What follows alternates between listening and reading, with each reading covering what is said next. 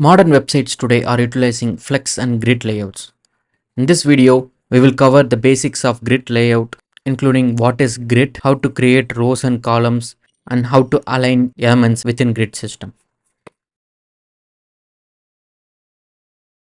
Grid is a two-dimensional layout system that organizes content into rows and columns. Each column and rows defined by grid lines. The line between columns are called column lines and the line between rows are row lines. The space between four intersecting grid lines is called cells. The uniqueness of the grid layout is that you can place items anywhere inside grid cells and layer them on top of each other, which was complex before CSS grid.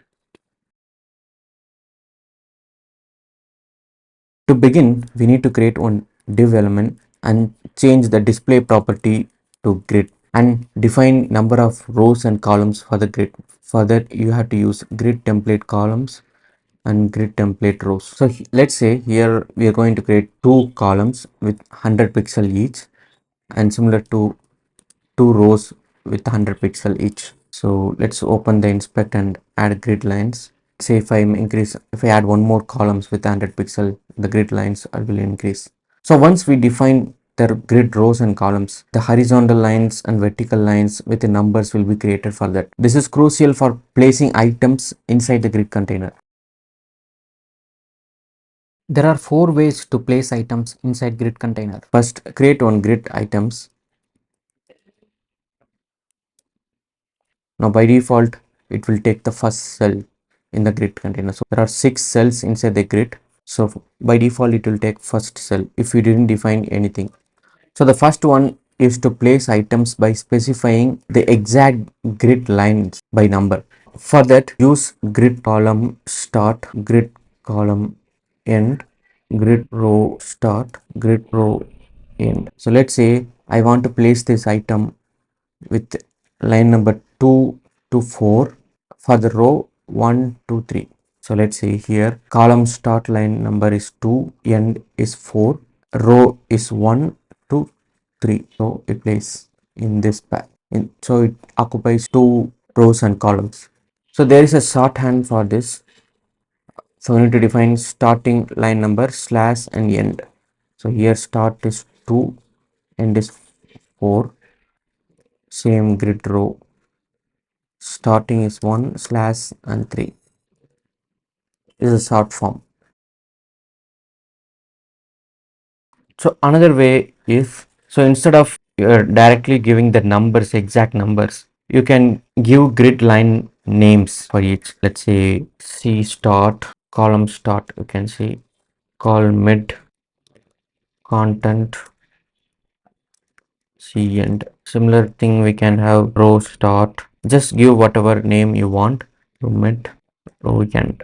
So now you can define, let's say for the second value for the column is mid and the last value here, the fourth one is end, and similar to row start and row end. Let's save this so you can see no difference. Now let's say I'm changing this line to C start. Now it is occupying the whole. Using the line names to place the items, so which will be more convenient if you have the names for the each lines. So another way is to use span keyword, allowing grid items to span multiple rows and columns using span in the grid row and column. Grid row span to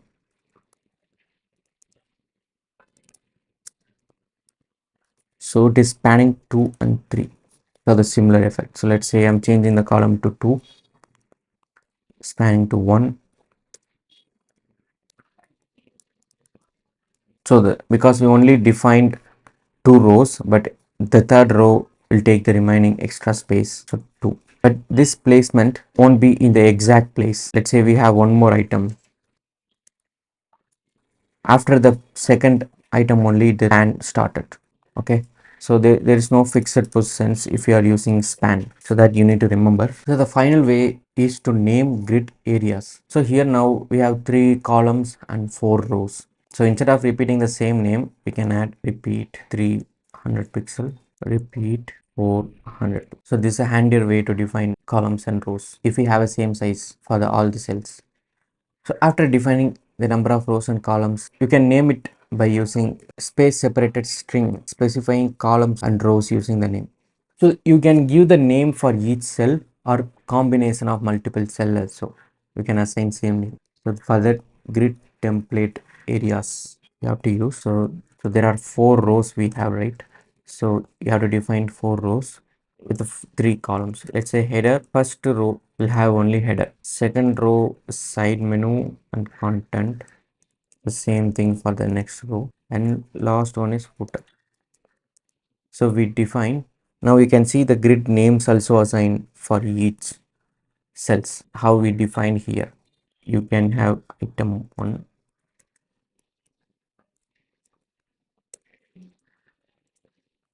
So there are, we have 4 items in our div. So we can define which one has the header, which one has side menu. So that we can define the grid item using grid area. We have to give the name. So for second one is side menu, and third one is content, and fourth one is footer. So now to distinguish, we can give different background color.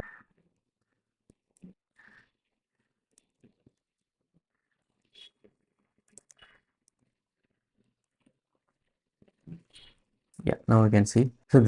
So for grid, understanding the placing items is very important. By using the grid line numbers, or you can define the name for each grid line and using the span keyword or using the grid template areas. So using these 4 ways, you can place items inside the grid container in each cells also.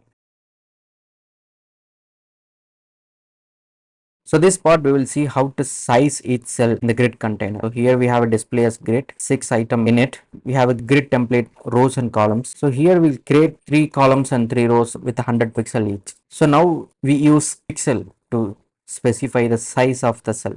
But in CSS there are a lot of units we have, like pixel, centimeter, meter, inches, and relative lengths like rem, em, viewports, width and height, min max, and percentage. So every units we can use it. So let's say, so now third column we will create 40 percentage. So that is also possible, or 10 character length, or 10 inch also. So or 10 centimeter. Rem also we can have it. Em also we can specify, and 10 viewport width. Now here we have one case. Let's say first 2 columns we give 100 pixel each, but we need to set the third one with the remaining. So how to set this? Maybe we have to manually calculate. Let's say for the grid container is 500 pixel, means first 2 is 200 pixel, then remaining is 60 percent. Let's say for example we are saying, so if the screen is increasing and this will not fit into the category, then we need to add a media query for each screen size. So these things are not needed for the grid, because it has one more new property introduced for a grid, that is one fractional unit. So whatever the remaining space within the grid container, one space it will take. I give 2 column with 1 FR. First it try to apply the 100 pixel, then remaining space it will be divided between the 2 columns. That's what the 1 FR. So it's like remaining space by 2, and that will be applied for each cell. Let's say I'll give 1 FR for all the 3 rows and 3 columns. So equally sized column cells, equally sized row cells. So now there one more way. So let's say if you have same values, 3 different values repeated 3 times. So there CSS grid has a repeat 3 times 1 FR. So this is also a similar effect. Same thing we can use it for the repeat also. So simply you can change one time the 100 pixel with the 100 pixel rows and columns. Now 3 times 100 pixel. Now if we can increase the 4 using the repeat function, we can make responsive layout. When size increases, so this will come into 2 columns or 1 columns, 4 columns based on the size that we can specify using auto fit. Now we can see that, so now columns are increasing based on the size. So when the cell reaches the end of the container, if there is no space, then it immediately wraps and change the column to 5 to 4. Same thing. Now 4 to 3. Same for 3 to 2. So this is how it will make it responsive. For desktop, it has all in one line. For tab, it reduces. For mobile, you can see 2. So this way, without writing media query, you can make the rows and columns dynamically. So there is one more responsive way you can have. There is a min max function. So minimum 50 pixel, maximum 30 percentage. You can have it. So in that way, if there is a more size, it will take more width. If there is a less size, it reduces till it reaches the minimum value, that is 50 pixel. So this way, using repeat, autofit and min max, the responsiveness you can make within a one line instead of writing multiple media queries for each screen.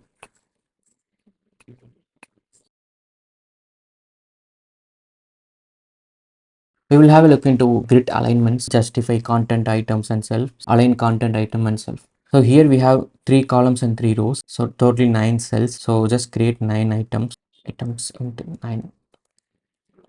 So now here we have a container with the grid. So first we'll see justify content and align content. Justify content, align content. So all the properties that start with the justify usually in the main axis, it is horizontal, and all the properties that start with align, so it is cross axis, usually is a vertical.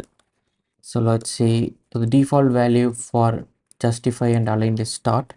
So the horizontally we just change the align item in the end position, so it will be in end. Horizontally center means justify content center, and vertically center align content, vertically put the end positions. So we can effectively utilize the empty spaces surrounded by all the items inside the container. So here you can see the spaces how it utilizes. So space between, give the empty space between the items, and space around, give the space between the items, and take one, let's say this one empty space is 10 pixel width. So 5 pixel you can give starting of the element, and another 5 pixel can you ending of the movement. That's how the space around works. Space evenly for starting, ending and between, everything is has even space. So stretch is nothing but it just occupy all the items with the empty space. So now it will increase the height, width and height of this items. Space between, so and space around, space evenly. So evenly takes all the spaces from horizontally wise, vertically wise, evenly. So there is a shorthand property of place content. So first is align content, second value is justify content. So here let's say start center. So vertically it has start and horizontally it is center. The place content mainly useful whenever you have justify content and align content with a similar values. So let's say if you have only one value, so this value will be applied for align and justify content. So this way the place content will be useful. That is a shorthand property. So now we can align each items inside each cells, so that we can use justify items and align items. So the default value is stretch for both the values. Now we can change it to start. Let's add boxes. Yep. So start, end, center, baseline. Baseline is if you have a text content, a text baseline it will take. So stretch. So these 4 property. So we don't have space between, space around for justify items. So we only have only 5 values. So similar to place content, we have place items also. So first value is align items and second value is justify items. So start and end. We can add center. If we add only one values, then that will be applied for both justify and align items. So these are applied only for the containers. Now there is a justify self and align self properties there. So that is for individual items you can modify the alignments which is set by the parent. Let's say for third value I don't want this alignment. Then now let's say third value. So now add justify self and align self. So the default value for this is auto. Auto means whatever the parent sets that will inherit for this property. Now if I want to change to start, the third you can see the third value, end, center, start.